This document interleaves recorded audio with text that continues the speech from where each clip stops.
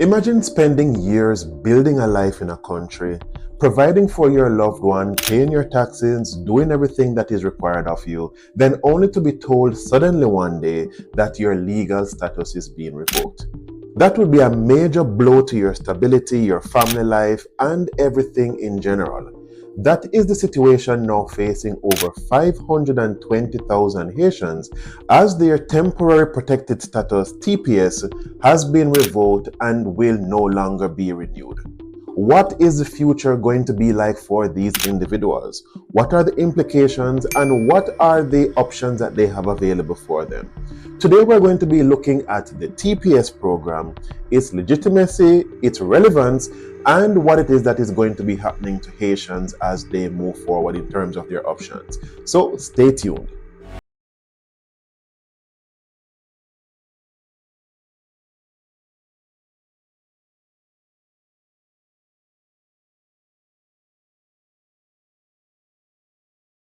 The next level life hacks, where we take the next steps needed to go towards our financial freedom and our success. Now, in a previous video, we had looked at the TPS being revoked for the Venezuelans. Now, today we're going to be looking at the same implementation of the revocation of the TPS for Haitians with an extension not passing August of this year. And we're going to be looking at the implication for these over 500,000 Haitians. Again, I'm going to be looking at the TPS and how it originated for Haiti. Now, temporary protected status was actually granted to Haitians back in 2010 after that devastating earthquake that actually killed over 300,000 individuals.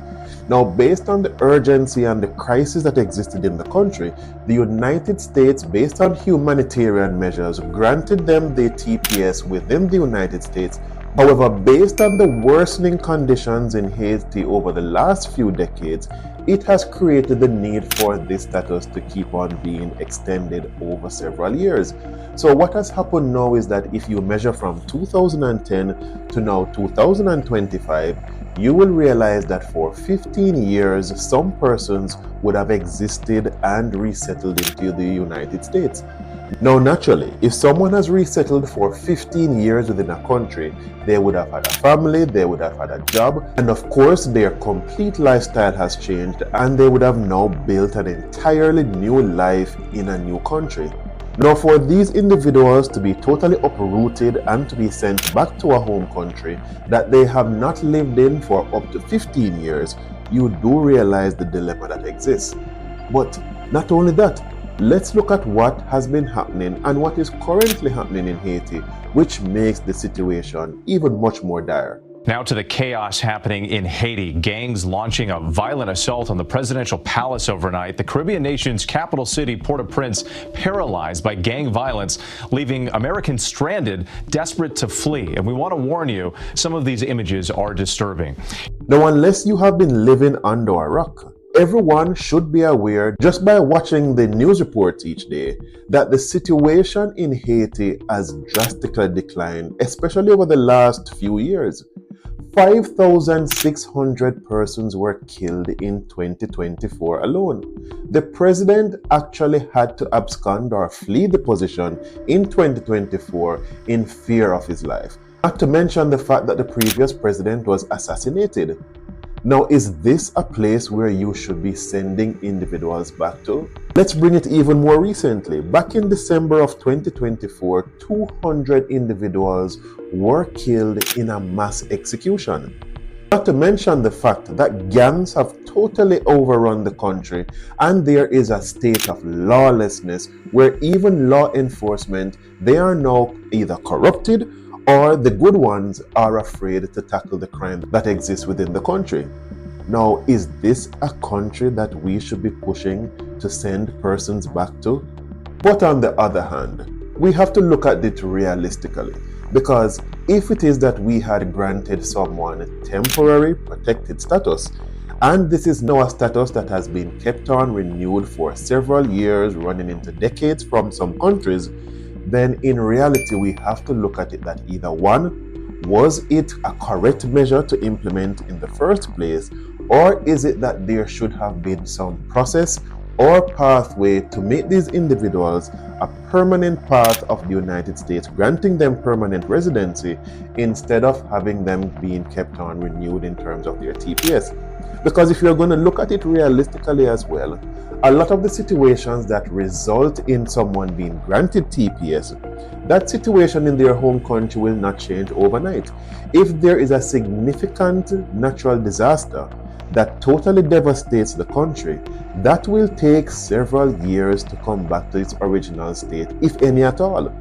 And also you will find that by and large, once a country deteriorates in terms of political or gang warfare, that unless there is significant external intervention, that situation also does not change overnight.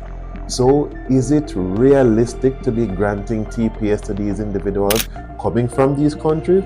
Was it an unrealistic expectation that they would only be in the United States temporarily without giving them some pathway to permanent residency? Those are questions that we need to ask. But not only that, let's look at the economic implication of sending these persons back home.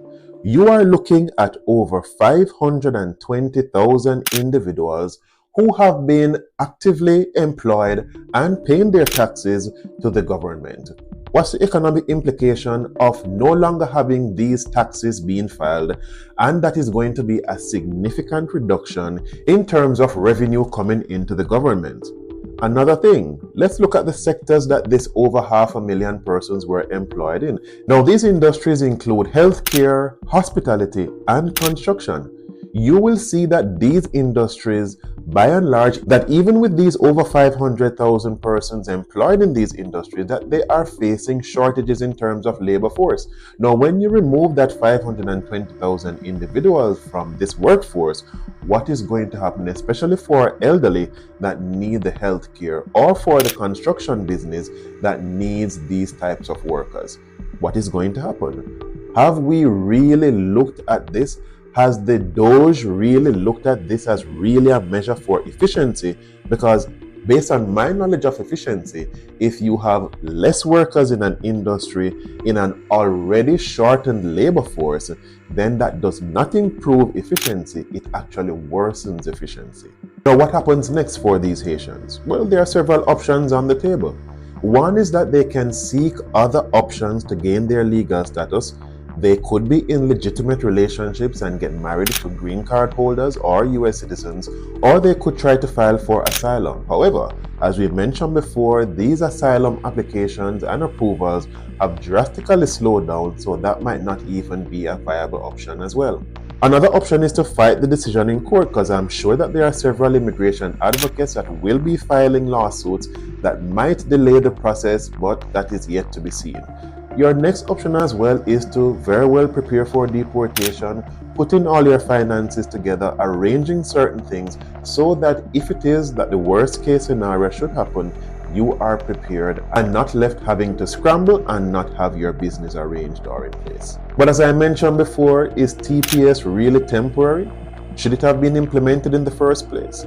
Should it be a starting point on a pathway to guarantee permanent residency for persons who qualify and meet certain criteria?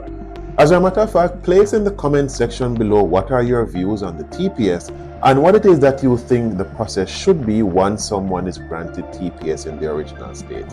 I thank you for spending this time with me.